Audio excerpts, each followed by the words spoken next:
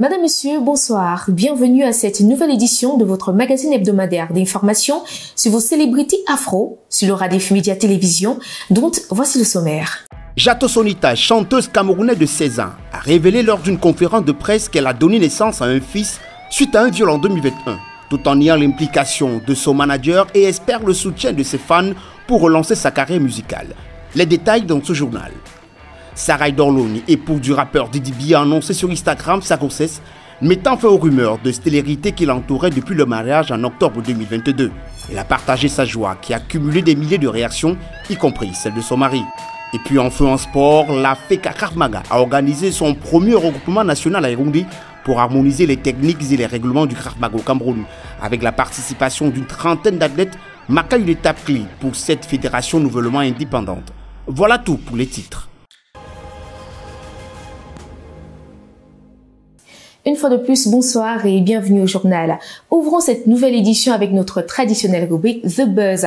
Et celui de cette semaine porte sur l'artiste Flavour qui, depuis un certain moment, ne cesse d'enflammer la toile avec ses tenues audacieuses. À l'occasion de son récent concert à l'OVO Arena Wembley à Londres, l'artiste chanteur nigérian Flavour a suscité la controverse avec ses tenues inspirées des dressings féminins, abordant un crop top avec un pantalon à plumage, puis un haut dos nu associé à un pantalon slim. Flavour a su captiver l'attention de son public au-delà de ses performances scéniques. Ce choix vestimentaire rappelle que les artistes masculins puisent de plus en plus dans le dressing féminin pour leurs prestations musicales. Il y a quelques mois, c'était le Congolais Ferregola qui faisait parler de lui après avoir porté une chemise à carreaux pour des femmes. Ouvrons l'actu-culture de cette semaine avec cette actualité assez touchante de Jato Sonita. La jeune chanteuse camerounaise de 16 ans a révélé lors d'une conférence de presse tenue le 28 août dernier à Yaoundé qu'elle a donné naissance à un fils après avoir été victime d'un viol en 2021.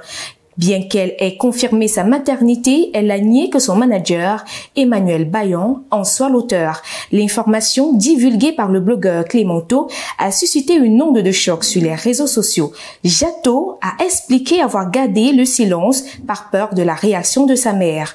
Après des mois de changement physique, sa grossesse a été découverte lors d'une visite à l'hôpital. Elle a accouché à Limbé et sa mère a choisi de confier l'enfant à sa propre famille.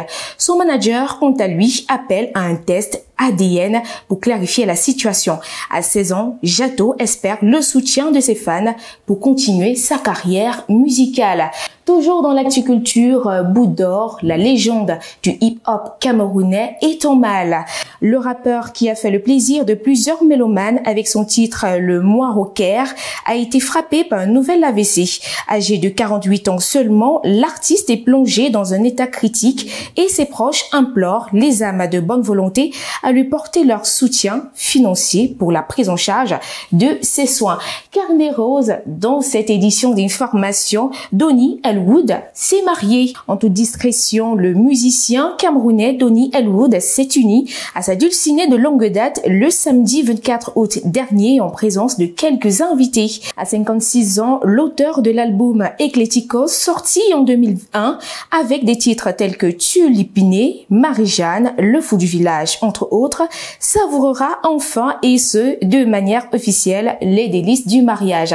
Restons dans le chapelet du carnet rose dans cette édition avec l'épouse de Didi B qui annonce sa grossesse et fait taire toutes les rumeurs.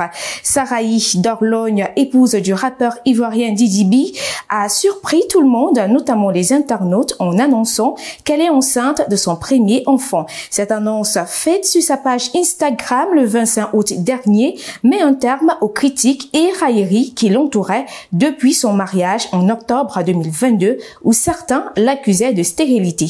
Après plusieurs mois d'absence sur les réseaux sociaux, Sarayi a partagé une photo de son baby boom, vêtu d'un jean destroy et d'une veste noire. Elle a écrit « Maintenant, une équipe de 3 », suscitant des milliers de réactions, dont celle de son mari, qui a exprimé sa joie en se déclarant l'homme le plus heureux. Marié depuis près de 2 ans, le couple avait déjà été la cible de nombreuses critiques, notamment après qu'un humoriste ait questionné leur absence d'enfant, ce qui avait provoqué des excuses publiques de sa part. Comme le dit le proverbe, le temps de Dieu est le meilleur. Toujours au pays des éléphants, Sérédier donne sa recette pour relancer la carrière de José. Après un concert couronné de succès au Parc des Expositions d'Abidjan il y a quelques jours, Sérédier, ancien capitaine de l'équipe nationale ivoirienne et compagnon de la chanteuse José, a exposé ses ambitions pour revitaliser sa carrière. Devant une foule de plus de 10 000 spectateurs, José a marqué un tournant décisif avec une performance mémorable. Dans une récente interview, Sérédier a souligné son engagement à soutenir l'artiste, reconnaissant l'impact de son rôle dans sa progression. Il a élaboré un plan stratégique pour relancer la carrière de José, mettant en avant la qualité de son nouvel album et l'enthousiasme qu'il génère. Sérédier souhaite redonner à José la place au sommet des charts ivoiriens. Avec plusieurs projets à venir, la mission est très bien engagée. Au Nigeria, cette fois-ci, page triste, Sharon Okpamen, une icône de Nollywood, est décédée. Sharon Okpamen, figure emblématique du cinéma nigérien, est décédée samedi dernier, plongeant ainsi Nollywood dans une grande tristesse. L'actrice, qui avait récemment donné naissance à son 2e enfant, a succombé aux complications post-partum. L'annonce de son décès a été faite par le producteur Stanley Antop sur Instagram, révélant qu'elle avait passé plusieurs jours dans le coma après l'accouchement. Sharon, qui avait partagé avec joie la naissance de sa fille le 31 juillet dernier, a laissé derrière elle une carrière impressionnante avec plus de 100 films à son actif depuis ses débuts en 2010. Sa mort a suscité de nombreuses réactions sur les réseaux sociaux où des milliers d'internautes lui ont rendu hommage pour son impact sur Nollywood. Sharon Okpamen s'en va à l'âge de 35 ans. On démarre l'actualité sportive de cette semaine. Georges Bimbe avec cette victoire retentissante en boxe MMA de Maxwell Djantou. Effectivement, Mireille, très attendu pour sa première, l'ancien champion de sambo Maxwell Djantou n'a pas fait dans la dentelle lors de son combat avec Ken Mafileo samedi dernier du côté de Washington. Il a suffi seulement de 2 rounds pour mettre fin au combat après avoir jaugé son adversaire pendant quelques minutes. Un coup de marteau extrême sur son adversaire déjà désorienté a suffi pour l'envoyer au tapis. Une victoire qui permet à l'ancien champion de sambo camerounais de participer à la prochaine PFL African Series après 6 succès de rang par KO. Give me something after now. Big clash again. Good. Back behind the jab. Nice little rip uppercut. Oh, big shot. That was it. To the hammer fist to finish. Maxwell Djantou now with the knockout. Victoire également du Camerounais Christian Billy en boxe anglaise. Oui, c'est une autre satisfaction, Mireille. En boxe, Christian Billy n'a laissé aucune chance à l'Ukrainien Derevianchenko le week-end dernier, cette fois du côté du Canada, lors d'un combat de boxe dans la catégorie des poids moyens en boxe anglaise. Une victoire à l'arraché par décision arbitrale au point 190, 99, 91, 98, 92. Le franco-camerounais reste sur une belle dynamique de 28 victoires en 28 combats. Curiosité et nouveauté, le Cameroun est désormais une terre de Krav Maga, Georges. Le Krav Maga, Mireille, grande effervescence dans la ville de Yaoundé, c'était le week-end dernier. Pour la première fois, cette pratique des arts martiaux s'est déroulée au Cameroun. C'était plus précisément du côté du camp sapeur-pompier de Mimboman à Yaoundé pour le premier regroupement national de cette discipline martiale.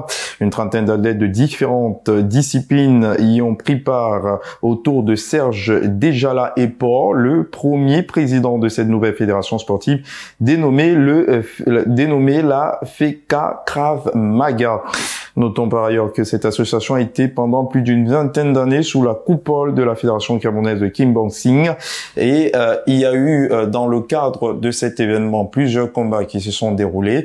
Il y a eu des vainqueurs, mais le plus important c'était justement le lancement et cette première journée, question de baliser le terrain avant bien sûr de passer aux choses sérieuses. On imagine que le prochain regroupement donnera encore à voir dans le cadre de cette discipline qui prend donc pied au 237 et qui commence à faire son petit bonhomme de chemin. Et pour finir en football, plus de représentants camerounais aux compétitions africaines. Oui, Mireille, comment parler de sport sans parler de football? Malheureusement, mauvaise nouvelle pour les clubs camerounais engagés en compétition africaine. Le Cameroun n'a plus de représentants en compétition africaine. On vous le disait déjà la dernière fois, c'était très mal engagé pour les représentants camerounais qui avaient perdu lors des matchs allés, que ce soit en Ligue des Champions pour Vitória United ou alors en Coupe de la CAF pour Forou de Bahram. Ça s'est concrétisé le week-end dernier lors des matchs retour. La formation de Vitória United a perdu son match retour en Ligue des Champions du côté du Ghana, battu par la formation de Saint-Martin sur le score de 0-1. Vitória éliminé, tout comme Forou de Bahram, qui voulait réaliser l'exploit à domicile après avoir perdu du côté Pénasville au Libéria sur le score de 0-4, mais l'exploit n'a véritablement pas existé puisque Forou de Bahram a finalement perdu à domicile. C'était du côté du stade Omnisport de Yaoundé, 0-1. Mauvaise nouvelle en perspective puisque les conséquences directes de cet échec, c'est que le Cameroun perd encore des points dans le cadre des indices CAF et ne se donne pas les chances d'avoir plus de 2 clubs, que ce soit en Ligue des Champions ou alors en Coupe de la CAF. Merci Georges et à très bientôt pour l'Actu Sport. Dans le cadre de notre coup de gueule de cette semaine, nous avons tendu le micro à un citoyen lambda. Question d'avoir ses impressions sur ce qui l'énerve dans la ville de Douala. Il est au micro de Luc Biga, notre reporter. Nous l'écoutons. Plusieurs choses m'énervent. En particulier, dans la ville de Douala où je suis citoyen et natif, faut le préciser, je vais dire l'incivisme. L'incivisme a débordé. J'ai l'impression que le gouvernement cohabite avec ceux qui causent ou bien qui font l'incivisme au Cameroun. On va voir les immondices partout. On va voir les motos, taxis partout. J'ai l'impression que les conducteurs de motos, c'est eux qui gouvernent la ville de Douala. Nous sommes arrivés au terme de cette édition d'information, le journal des People sur les antennes de l'Oradef Media. Merci à toute l'équipe qui a participé à sa réalisation. Merci à vous, très chers téléspectateurs, de l'avoir suivi et surtout pour votre fidélité sur les antennes de l'Oradef Media Télévision. Je suis Mireille Nogib à ce micro. Je vous laisse en compagnie de notre image du jour. Quant à moi, je vous donne rendez-vous vendredi prochain.